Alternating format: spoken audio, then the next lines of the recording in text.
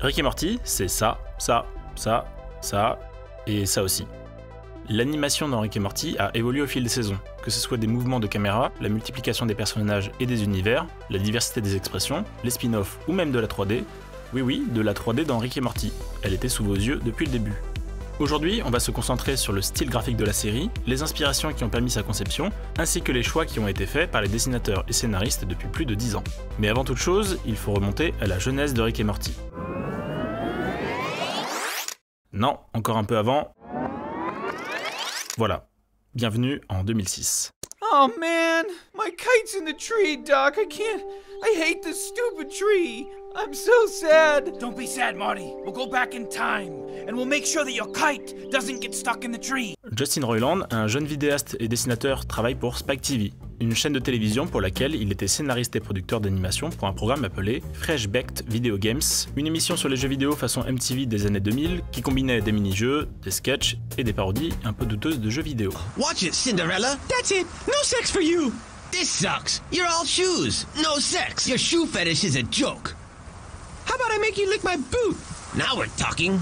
You're such a bitch. Mais Justin Roiland, frustré de ne pas avoir réussi à imposer ses idées lors de la production, quitte Spike TV et décide de se lancer seul dans un autre projet. De nature plutôt insolente, il écrit et réalise une mini-série parodique et grossière de Retour vers le futur, appelée sobrement Retour vers le futur, le nouveau dessin animé officiel des studios Universal avec le nouveau Doc Brown et Marty McFly. Ah, c'est trop long. Et quand on sait que l'intrigue principale de ce dessin animé, c'est de voir Marty lécher les parties intimes du Doc pour faire avancer l'histoire, on se dit là qu'il y avait matière à rameuter les avocats des studios Universal. What? You want me to lick him? Yes, Marty. It's the only way to fix our time travel car. You have to lick my balls, Marty. The saliva needs to be warm and fresh, and it must be administered by your tongue, Marty. But I don't understand how that would work, Doc. I'm confused. I don't. Marty, trust me. On notera d'ailleurs que l'idée de lécher une partie du corps pour faire avancer l'histoire a bien été reprise dans Rick et Morty, mais les scénaristes ont quand même été un peu plus soft. Mais le Morty, c'est le seul moyen de sauver l'univers. Comment ça peut être le seul moyen? Morty, mon heure est venue. C'est à toi de reprendre le flambeau. Rick! Tu fais quoi là? Je sauve l'univers! Enfin, je crois. Pas vrai, Rick? Bref, le cartoon sera donc sagement renommé Les réelles aventures animées de Doc et Marty.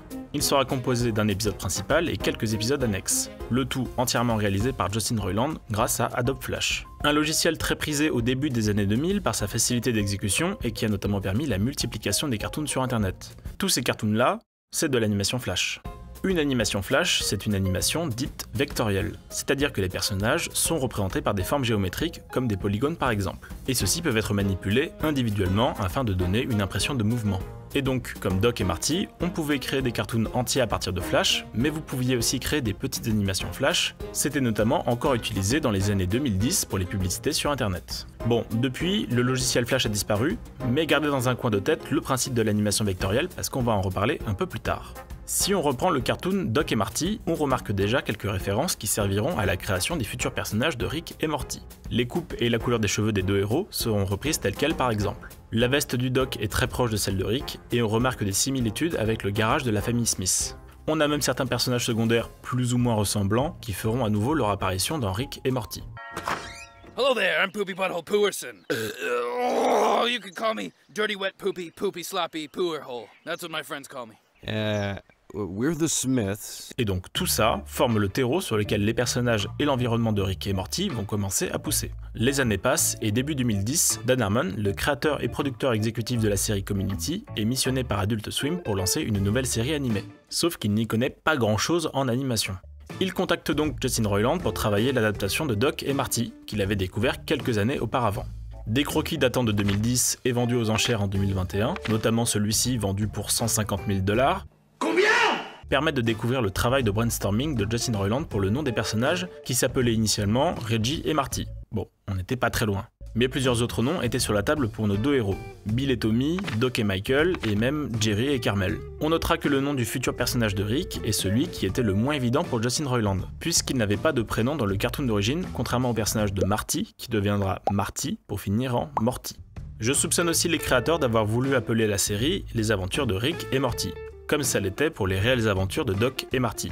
Tout simplement parce qu'à la fin du pilote de la saison 1, Rick s'adresse au spectateur en citant plusieurs adresses de sites web avec le mot aventure dedans. À mon avis, le nom définitif de la série n'avait pas encore été validé. Il est temps d'y répondre et de voyager, encore et encore. Les aventures de Rick et Morty.com, www.ricketmorty.com, www.Rick et Morty Aventure, tout ça pendant 100 ans. Bref, les personnages, l'animation et l'histoire sont retravaillés et en 2013, la première saison de Rick et Morty est diffusée à la télé.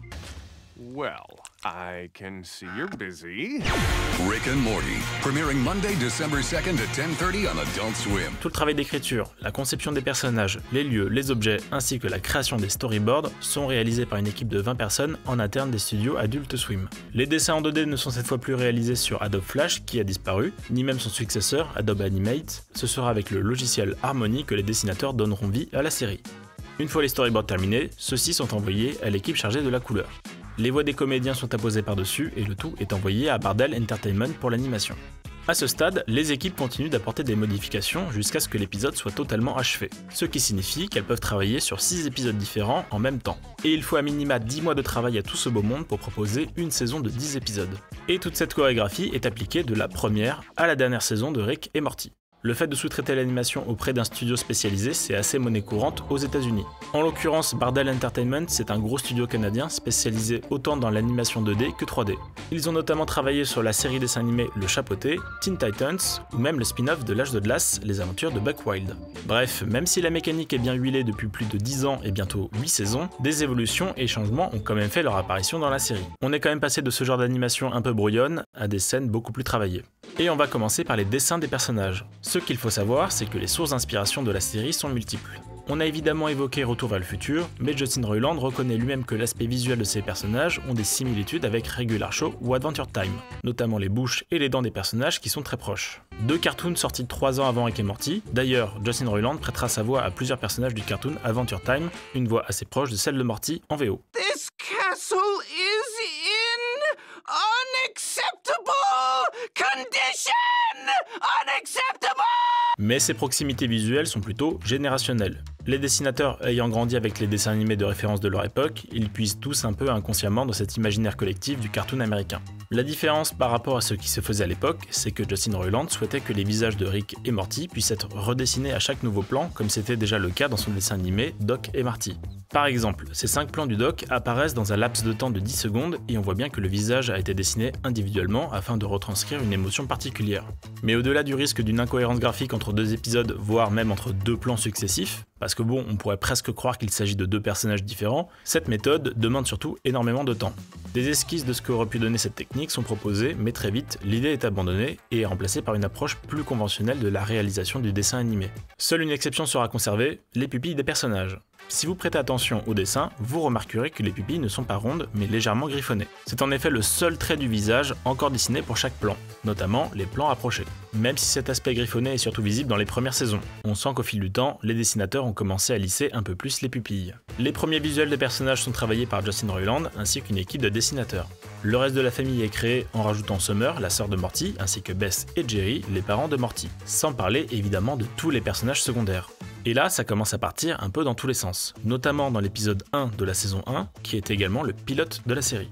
Vous allez trouver des propositions graphiques que vous ne retrouverez plus dans les épisodes suivants, notamment parce qu'une charte établie par Justin Roiland lui-même va mettre fin aux visuels plus ou moins inégaux, et ce, à partir du second épisode de la saison 1. Ce pilote est donc une base de travail intéressante pour voir ce que les dessinateurs et animateurs ont corrigé dans les épisodes suivants.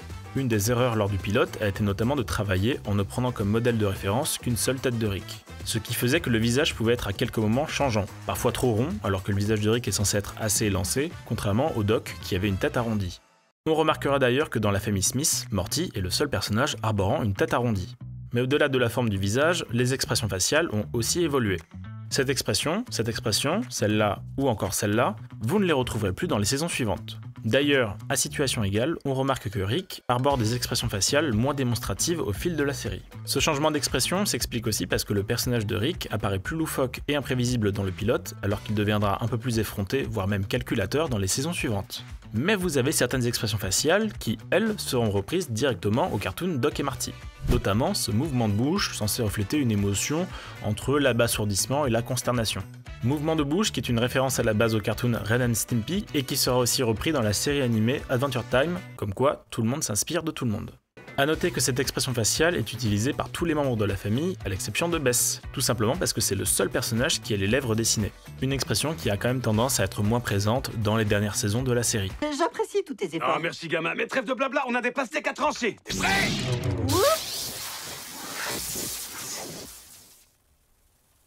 Parfois, les changements d'expression sont plus subtils. Dans le pilote, Rick avait 4 clignements d'yeux différents contre un seul aujourd'hui. Et si vous vous posez la question, c'est celui-ci qui a été conservé. D'autres problèmes comme le mono-sourcil de Rick, parfois pas assez centré sur le personnage, ou encore ses cheveux qui doivent comporter 12 pointes avec les cheveux du bas plus petits que ceux du haut, ont poussé Justin Roiland à établir une charte pour faciliter le travail des dessinateurs et homogénéiser les visuels. Le visage de Morty, lui, n'est pas en reste. Les deux plus gros problèmes pour les dessinateurs ont été le positionnement des cheveux ainsi que la forme du nez. Il sera décrété après le pilote de la saison 1 que le nez devrait toujours être orienté vers le bas et en forme de fer à cheval, et que les cheveux ne devraient pas dépasser les oreilles. Vous pouvez vous amuser à trouver toutes les inconsistances que j'ai citées dans le pilote qui ne respectent pas forcément toujours ces règles. J'ai fabriqué une bombe. Quoi? Une bombe? On va la balancer là-dessous et prendre un nouveau départ. Ouais, un nouveau départ. Oh, mais enfin, c'est n'importe quoi! Là par exemple, les cheveux de Morty dépassent des oreilles. Le personnage de Jerry a lui aussi une drôle de particularité. Dans la saison 1, et notamment dans le pilote, il a tendance à rentrer sa tête dans son torse, ce qui lui donne l'impression de ne pas avoir de cou.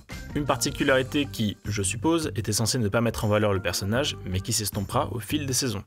Petite parenthèse pour le personnage de Bess, qui semble avoir son teint de peau changé de la saison 1 à 2, en passant d'un blanc pâle à une teinte légèrement plus rosée.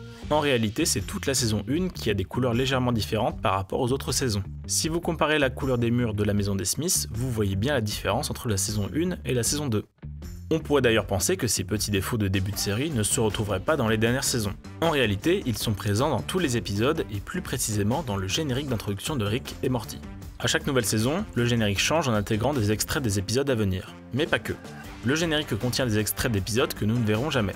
Tous ces extraits ont bien été inventés uniquement pour le générique. Il s'agit soit d'idées de scénaristes qui n'ont pas donné lieu à des épisodes entiers, soit possiblement d'univers parallèles.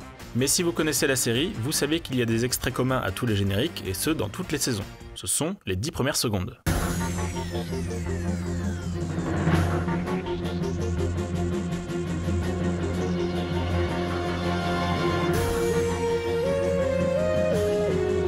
Et ces 10 premières secondes ont l'originalité de proposer un plan dans lequel les personnages ne respectent absolument pas la charte de dessin établie par Justin Roiland. Alors évidemment, c'est pas une erreur, c'est plutôt un hommage au premier dessin de Rick et Morty. Mais vraiment, rien ne va. La caméra qui bouge d'arrière vers l'avant déforme nos deux héros quand ils ne donnent pas l'impression d'être complètement plats, le trait de crayon des personnages est trop épais, Morty a sur quelques plans les cheveux qui dépassent des oreilles, Rick n'a jamais 12 pointes de cheveux sur sa tête et ses cheveux du bas ne sont même pas suffisamment petits par rapport aux autres, le tout donne un rendu assez inconsistant, que ce soit les mouvements de jambes des deux personnages ou même l'effet de dézoom qui limite le détail qu'on aurait pu apporter au dessin. Sans parler de cette magnifique animation de Morty qui chute, vraiment, c'est pépite. Mais il n'y a pas que dans le générique que l'animation de Rick et Morty a posé des difficultés. Justin Roiland reconnaît que le dernier épisode de la saison 1 a nécessité beaucoup de retouches et n'est selon lui pas à la hauteur des autres épisodes de la saison. There was a point in time when I was posting the house party episode that I wanted to commit suicide just because it looked so shitty and there were so many notes I had to type. I mean, it was like I constantly would have to give the same note over and over and over, or a shot would have to have 12 retakes on it just to get it looking somewhat decent. But I still feel like there's shots that I'm like, oh my god, I cringe. It's so puppety and it's so just digital. The only thing I could possibly say is that, you know, there's still shots that I'm like, fuck, I want to fix this. Aujourd'hui, l'animation des dernières saisons est quand même beaucoup plus fluide. Après avoir tâtonné un peu sur la première saison, les scénaristes ont aussi commencé à libérer progressivement la caméra du traditionnel plan fixe, qui est certes très pratique pour les animateurs, mais assez limitant visuellement parlant. Et le tout sans rogner sur la qualité du dessin. D'autres personnages ont, eux, nécessité pas mal de versions. On peut regarder l'évolution graphique du personnage de Monsieur Larbin, qui fait son apparition dès la saison 1. Au début, celui-ci était pensé avec une tête d'extraterrestre, pour au final finir avec un visage plus enfantin, qui colle au caractère du personnage de nature joyeuse et bienveillante. Bon, ok, sauf avec Jerry quand il pousse à bout tous les larbins. Aucun de nous ne peut mourir avant d'avoir rempli sa mission. Là, c'est mission impossible, on n'arrivera jamais à améliorer son swing. Nous n'y arriverons pas, mais nous pouvons faire en sorte que Jerry ne joue plus jamais au golf. Comment? Mais comment? C'est simple, en le tuant. Ce qu'il faut savoir, c'est que les propositions de personnages faites en interne et soumises à Bardel Entertainment pour l'animation ne sont pas forcément validées automatiquement. Si le personnage est trop complexe à animer, les studios Bardel Entertainment peuvent demander aux dessinateurs de retravailler leur copie afin de proposer un modèle plus facile à animer. C'est le cas d'une version monstre de Bess qui a été refusée par le studio et que les dessinateurs ont dû retravailler. Évidemment, on n'oublie pas la création des objets dans la série. Les vaisseaux, les armes, sans oublier le pistoportail ou même la fiontouse, les dessinateurs laissent libre cours à leur imagination. Aujourd'hui, dans Comment font-ils ça, les fiontouses. Tout le monde possède une fiontouse chez soi. Je m'étais toujours demandé comment ça se fabriquait. On pourrait penser que c'est anecdotique, mais dans la saison 1, certains objets comme la boîte à larbin ou le casque qui permet aux chiens de devenir intelligents étaient des inventions de Rick qui ont permis ensuite la création de l'épisode. Ces objets étaient la base de travail pour les scénaristes qui en ont exploité les possibilités. Cette méthode de travail s'est un peu perdue au fil des saisons, privilégiant plutôt l'exploration de nouveaux univers ou l'évolution des personnages. Une des nombreuses complexités de l'animation de la série, et ce qui fait son essence, c'est la multitude de situations qu'il faut à chaque fois penser, dessiner et animer. Un exemple, dans le premier épisode de la saison 4, Morty touche un cristal de mort qui lui permet de visualiser toutes les morts potentielles qu'il pourrait être amené à vivre. Et ces extraits de morts probables, pour nous spectateurs, c'est quelques secondes à l'image qu'on n'a même pas vraiment le temps de visualiser puisque plusieurs situations nous apparaissent simultanément à l'écran. Mais pour les animateurs, c'est un vrai travail titanesque. Pas moins de 140 façons de mourir ont été dessinées pour un seul épisode de la série.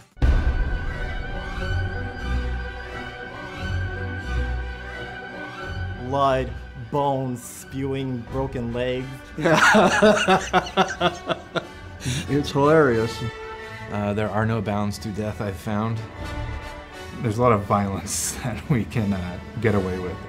There's no other show quite like it.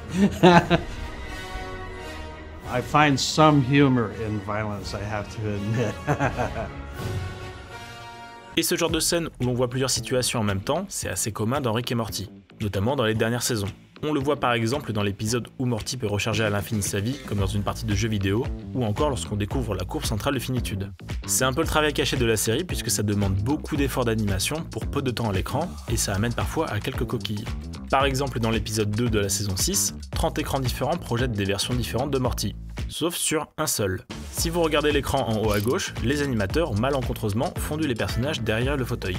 Un oubli qui sera corrigé sur le plan suivant. D'ailleurs, on remarque sur le premier écran que les chaussures des personnages sont tout de même visibles. T'es moi mes chaussures.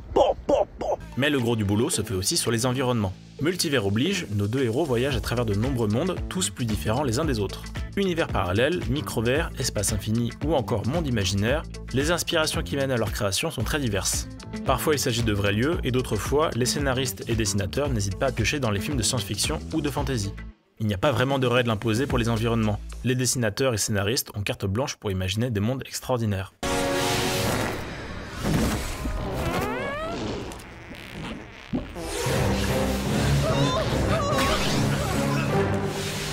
Mais il y a néanmoins deux conditions à respecter.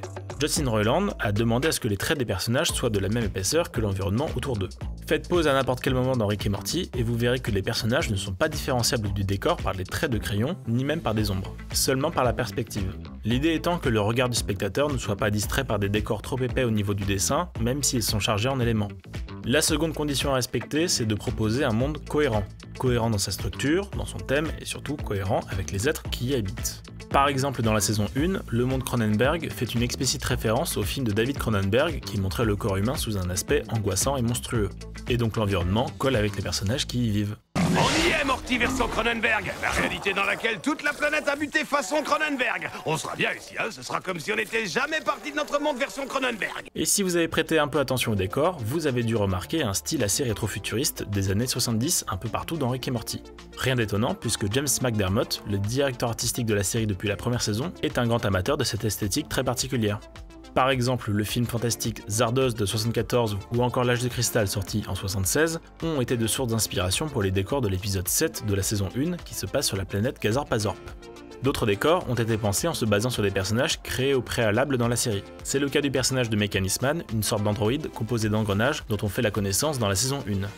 Mais c'est en suivant les aventures de Rick et Morty dans la saison 2 que nos deux héros finissent par atterrir dans la ville de Mechanism Man. Une ville qui sera donc entièrement conçue avec des roues crantées et qui devait refléter une sorte de zone industrielle composée principalement de machines et d'usines. Finalement, c'est Justin Roiland qui va vouloir mixer ce premier concept avec un design plus plastique façon jouet des années 80. Un monde avec lequel les scénaristes empêtreront nos deux héros et la police avec les infrastructures qui le composent, notamment dans une scène de course-poursuite. Une particularité des mondes créés dans la série est la surreprésentation d'éléments phalliques. Et c'est pas moi qui le dis, ce sont les créateurs de la série. Sauf pour une planète en particulier, la planète de Unity. Unity, c'est une intelligence collective qui vit en prenant le contrôle de plusieurs êtres vivants. Et c'est également une des ex de Rick. Dans l'épisode 3 de la saison 2, on découvre la planète où Unity prospère. Et l'idée des animateurs, c'était de donner l'impression que la planète était façonnée sur le modèle des attributs féminins.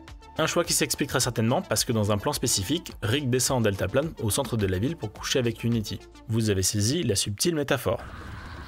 Oh ouais, j'ai envie de toi.